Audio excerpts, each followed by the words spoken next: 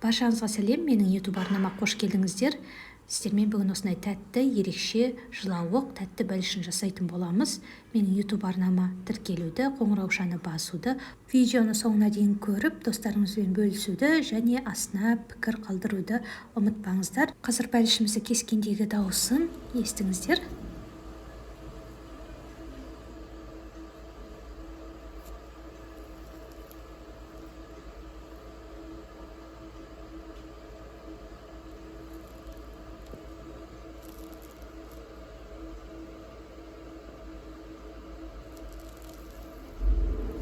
Бізде бәлішіміз 3 қатардан тұрады, яғни қамырдан, сүзбеден және ақуызды суфледен.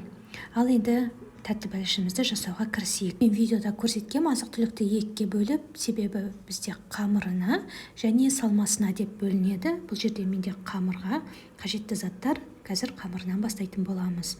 Ең бірінші бізде електен өткізілген осы ұнымызды саламыз, үстіне нан қопсытқыш қантымызды салып, араластырғаннан кейін үстіне майлылығы 82% жоғары сары майымызды салып, екі алақанымызбен жақсылап осылай үгітеміз.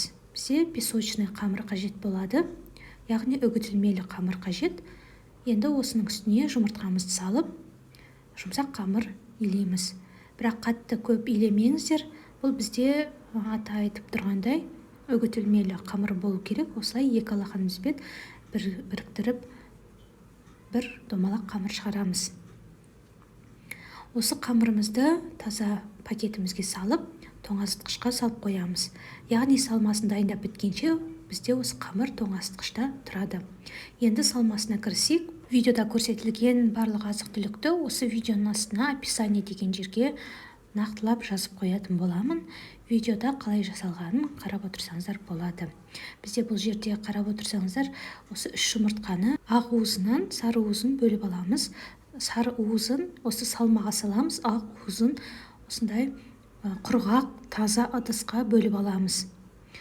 Ақ уызына сары уызы түсіп кетпеу керек. Бұл бізде міндетті түрде ұқыптылап сары уызын бөліп аламыз. Ақ уызын кейін біз миксермен қант салып, жақсылап көпіртіп алатын боламыз. Ванилинді біз қазір осы сүзбеге саламыз, ал осы қант ұнтағын ақ уызға салып көпіртеміз. Осыны біз қазір блендермен жақсылап езіп аламыз. Бұл бізде яғни салмасы. Бұл жерде жаңағы сүзбе бар, қант, жұмыртқаның сары уызы бар. Жақсылап араластырып алдық. Енді бізге осындай форма қажет. Менде осындай ыдыс 24 диаметрлігі екен. Мен қарадым есептеп. Тура осы 24 диаметрге қамыр да, салмасы да өте дәлме-дәл келді. Керемет болады екен. Барлығын осы видеоның астына нақтылап жазамын. Енді қараңыздар, бортик жасайтын боламыз. Біз осылай қамырдан ең бірінші шеттерін жасап шығамыз. Осылай қамырдан үзіп алып, бұл қамыр яғни тоңазытқышта тұрды. Жаңа салмасын дайындағанға шейін тоңазытқышта тұру қажет. Барлық жерін осылай бекітіп шығамыз қамырмен. Қалыңдау жерлерін осылай алып тастап, барлық жеріне осылай орнатамыз. Енді қалған қамырды ортасына жұдырығымызбен, алақандарымызбен осылай икемдеп отырып бекітеміз. Барлық жері бірдей қалыңдықта болу керек. Бір жағы жұқа, бір жері қалың болмау қажет. Осылай жасаймыз. Енді қараңыздар, шеттерін қазір қолымызбен ыңғайластырамыз. Қараңыздар, осылай жасағаннан кейін саусағымызбен айналдыра отыра жаңағы ашылып қалған жерлерін бітеп шығамыз. Яғни біз қазір салмасын құйған кезде ағып кетпеу керек. Ішіне салмас бұрын пешімізді қыздырып қоямыз. 180 градуста 30 минут пісіріп аламыз. Қазір салмамызды салып жатырмыз. Енді қазір пешімізге саламыз. Пешті байқайсыздар өздеріңіз. Мысалға, менде 30 минутта қарадым, пісіп шықты. Беті кішкене ғана қимылдайтын болады, ол ешнәрсе етпейді. Ол кейін қатыңқырайтын болады.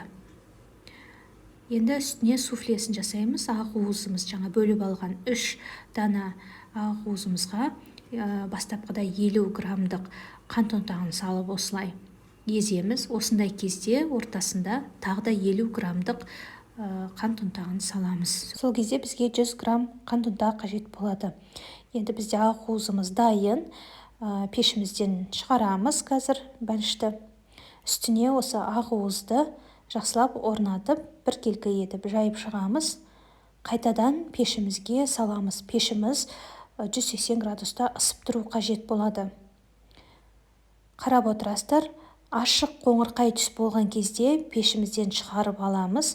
Күйіп кетпесін, үсті тез пісіп кетеді. Байқап қарап отырыңыздар. Енді қайтадан пешке жібереміз міне. Бір 10-15 минутта дайын болады. Осындай қоңырқай, ашық қоңырқай түс береді. Сол кезде шығара берсеңіздер болады. Бетіне осындай қақпақ жауып, салқын жерге қойып қоясыздар. Не үшін қақпақ жаптық? Себебі осындай бізде тамшылар пайда болу үшін жабамыз.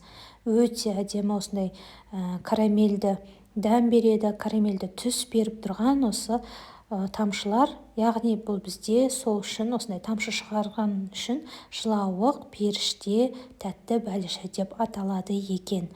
Дәмі де ерекше, өте жақсы көретін біздің отбасымыздағы ерекше тәтті бәлішіміздің бірі. Сіздермен де бөлісуді жөн көрдім. Бәлішті салқындаған кезде тураған абзалырақ. Сіздермен болған мен Майра. Келесі видеода кездескенше.